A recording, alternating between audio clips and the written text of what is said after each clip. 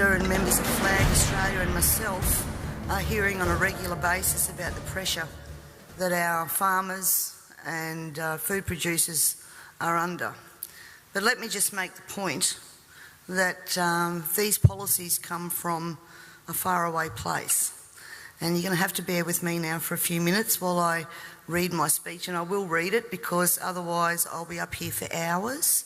I get a bit carried away with this, so I've contained it to as smaller speech as I can do.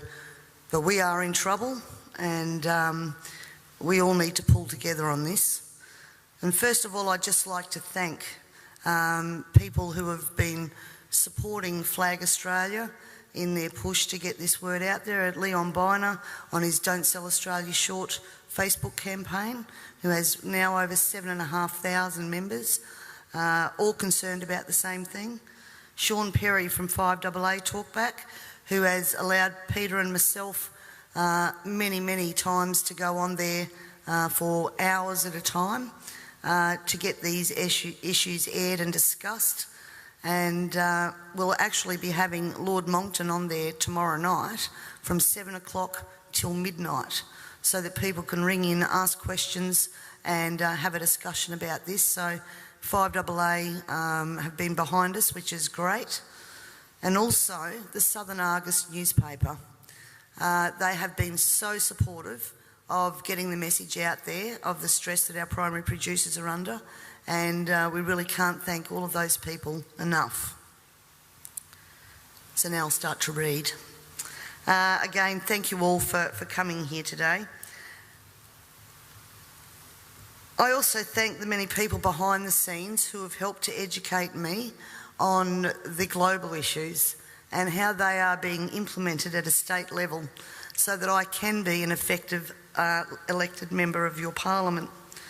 And while I'm speaking to you today, I'm going to quote a number of people from various influential positions on the international stage, and I'll leave it with you to make up your mind if you want to continue to head in the direction that we're going.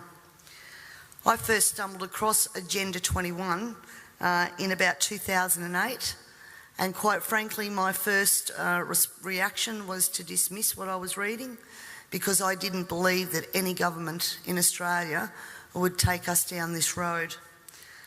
Then I began to see a legislative pattern emerging in Parliament which concerned me greatly, and I also started to see the tenor of legislation that we were passing.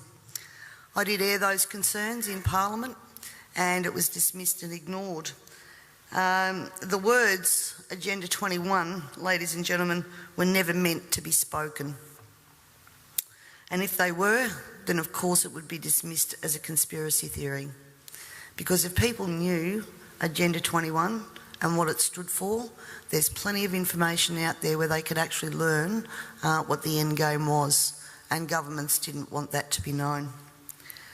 My dad always said to me that people only lie for two reasons. One reason is because you're ashamed of what you're doing, and the second reason is that you don't want people to be warned just before you screw them. And I honestly believe that these secrets have been, thank you, that these secrets have been kept for both of those reasons. Ladies and gentlemen, the origins of the environmental movement as we see it began back in 1968 when the Club of Rome was formed. The Club of Rome has been described as a crisis think tank which specialises in crisis creation. The main purpose of this think tank was to formulate a crisis that would unite the world and condition us to the idea of global solutions to local problems. In a document called The First Global Revolution, authored by Alexander King and Bertrand Schneider, on pages 104 and 105, it stated, "In searching for a new enemy to unite us, we came up with the idea that pollution, the threat of global warming, water shortages, famine and the like would fit the bill. All these dangers, of course, will be caused by human intervention that will require a global response." That's the origin of global warming, ladies and gentlemen. In 1975, Australia agreed to bring in a new economic order via the Lima Declaration on the Second Conference of the United Nations Industrial Development Organisation. The outcome of this was, as I said, the Lima Declaration, which was a blueprint for the redeployment of tools, jobs and manufacturing to the developing nations, leaving countries like Australia short of technology, a manufacturing base and jobs. Blind Freddie can now see what the outcome of that has been for our country, with their unworkable trade and tariffs agreements hand in hand with this that have followed as a matter of course. This is now a reality, with around 90% of our agriculture and manufacturing just gone. Australia signed the Lima Declaration and hundreds of others with the support of all major political players: Whitlam, Fraser, Hawke, Keating, Hewson, Howard, Rudd, the Democrats, the Greens and even the Nationals. It has been put to me that all of these treaties were the foundation for the rollout of Agenda 21, and it seems that Australia has been moved around the global chessboard, and our so-called leaders were either complicit or naive to the long-term consequences. And now we're almost at checkmate.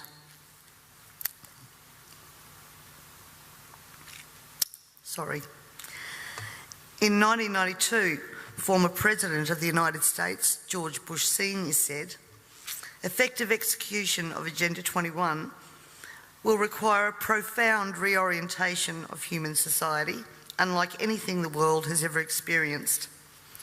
A major shift in the priorities of both governments and individuals, and an unprecedented redeployment of human and financial resources. This shift will demand that a concern for the environmental consequences of every human action will be integrated into individual and collective decision-making at every level." Cutting through the code, I want everyone to consider what the words "profound reorientation of all human society" and "unprecedented redeployment of human and financial resources" actually means. For everyone here tonight not familiar with Agenda 21, I would suggest that this is the beginning of your learning curve, not the end. In 1992, Maurice Strong, Secretary General of the UN Earth Summit and member of the Club of Rome, said, "It is clear that current lifestyles and consumption patterns of the affluent middle class, involving high meat intake, consumption of large amounts of frozen and convenience foods, use of fossil fuels, ownership of motor vehicles, small electrical appliances, home and workplace air conditioning, and suburban housing are not sustainable." Put those statements together with the previous one, and it must become clear that Agenda 21 is about controlling every aspect of our lives: how we eat, what we eat, how much we eat, how we move around, food production, the amount of food, and where we even live. Dixie Ray, former Washington State Governor and Assistant Secretary for Oceans and International Environmental and Scientific Affairs, stated, "Agenda 21 seeks to establish a mechanism for transferring the wealth from citizens to the third world. Fear of environmental crisis would be used to create a world government and UN central direction." From a report in the 1976 UN's Habitat 1 conference, land cannot be treated as an ordinary asset, controlled by individuals and subject to the pressures and inefficiencies of the market. Private land ownership is also a principal instrument of accumulation and concentration of wealth, therefore contributes to social injustice. In other words, ladies and gentlemen, if you work hard and you exercise good financial management and invest in property, you are contributing to social injustice. In a report from the President's Council on Sustainable Development, we need a new collaborative decision process that leads to better decisions, more rapid change, and more sensible use of human, natural and financial resources in achieving our goals. And at the same time, Harvey Reuven, Vice Chair of the Wildlands Project, says individual rights will have to take a back seat to the collective. J. Gary Lawrence, Advisor to President Clinton's Council on Sustainable Development. Participating in a UN advocated planning process would very likely bring out many of the conspiracy fixated groups and individuals in our society, and here we are. This segment of our society, who fear one world government and UN invasion, through which our individual freedoms will be stripped away, would actively work to defeat any elected official who joined the conspiracy by undertaking Agenda 21. So we will call our process something else. We will call it comprehensive planning or growth management or smart growth. We ended up with sustainable development. The redeployment of human and financial resources has now become visible to us all via the cut to services and programs to assist the sick, the young, the elderly, and of course the creation of another level of poverty now identified by the term the working poor. I was speaking to a person last week and he said to me, if Hitler was still around, he'd be sitting back thinking, I didn't need bullets for a global takeover. And he'd be right.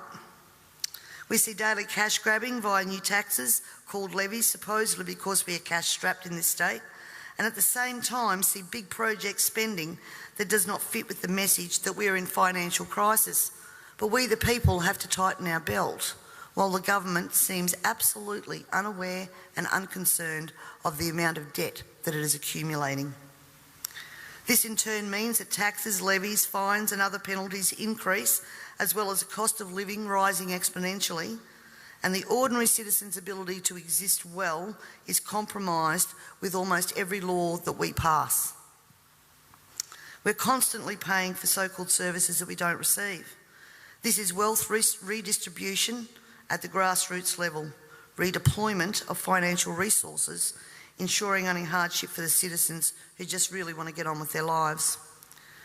The Parliament has also ventured into the rights of people to own and retain their property and manage it without government interference. In particular, the laws around, as Peter said, water allocation, natural resource management, the Native Vegetation Act, Development and Planning Act, which are all equally toxic to our food producers as they are to our long-term security, we city dwellers. Everyone needs to remember we all pay a natural resource management levy on our tax rates. So this is not just going to affect the food producers. The intrusions into our property that Peter was talking about that land producers are going through will roll out into the suburbs and into the city because they have the authority to do that.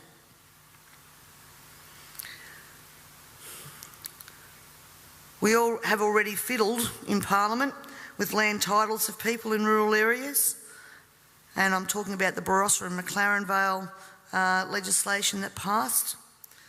And the buzzwords used to justify that was heritage status. At the same time that our right to own and manage our land, have access to water, produce adequate food to ensure that our only option is not to consume often toxic and substandard food from places like China, this government has been working overtime to take away our rights to common law through many pieces of legislation. Common law is what guarantees us an ability to correct injustices. This coming year, I promise you, you will also hear debate over a number of pieces of legislation that will further erode our common law rights. And you have to get behind me on this, ladies and gentlemen, to stop this from going through. As Agenda 21 became more and more apparent to me, I began using the line in Parliament that government was now declaring war on its own citizens. And that goes back as far as 2008. This, of course, led me to being labelled a conspiracy theorist. But here we are now, openly talking about Agenda 21 and the ramifications we will see in a short period of time if this is not stopped in its tracks. Let me just say that I often hear we cannot stop what is happening. Two-party preferred system, vote Labor, vote Liberal, what does it matter?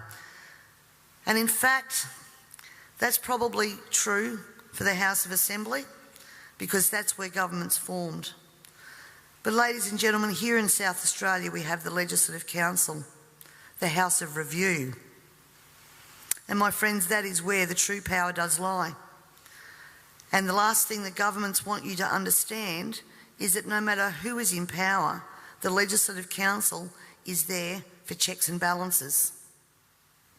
And when the Legislative Council isn't overly influenced by the major parties, legislation can be blocked.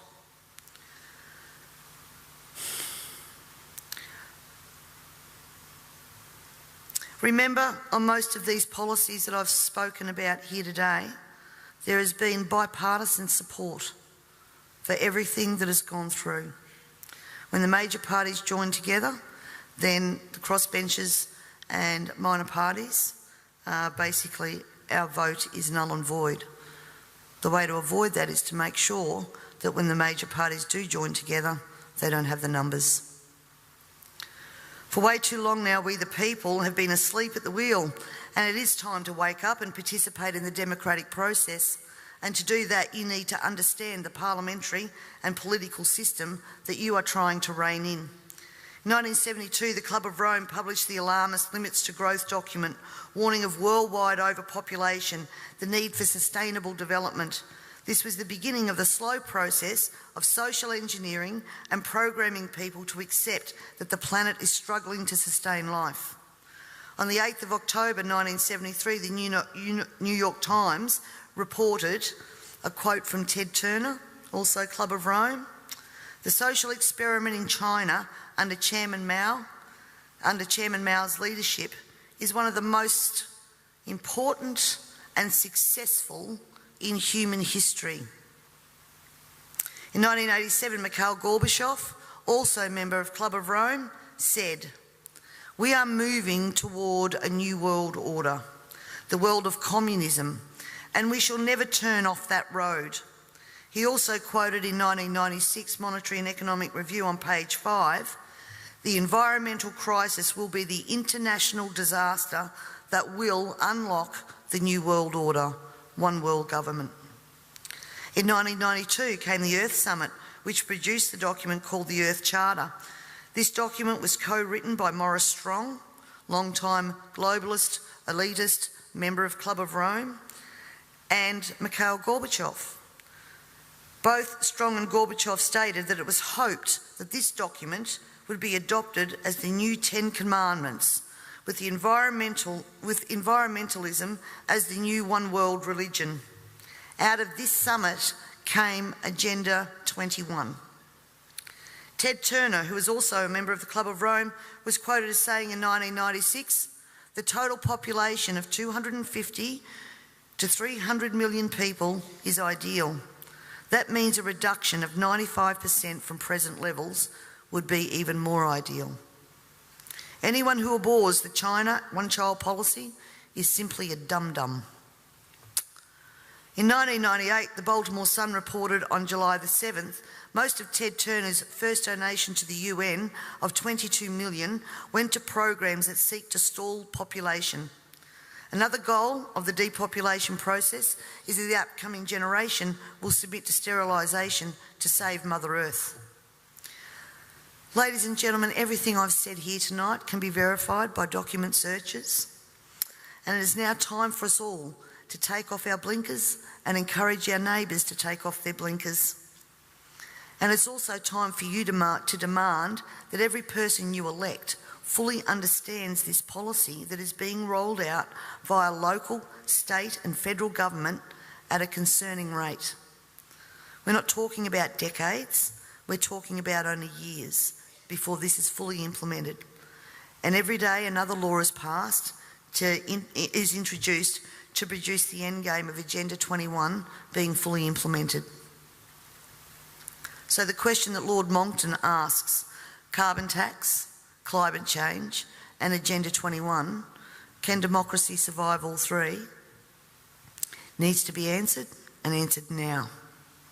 And you need to find out from your elected members what they know of Agenda 21, and if they don't know it, educate them.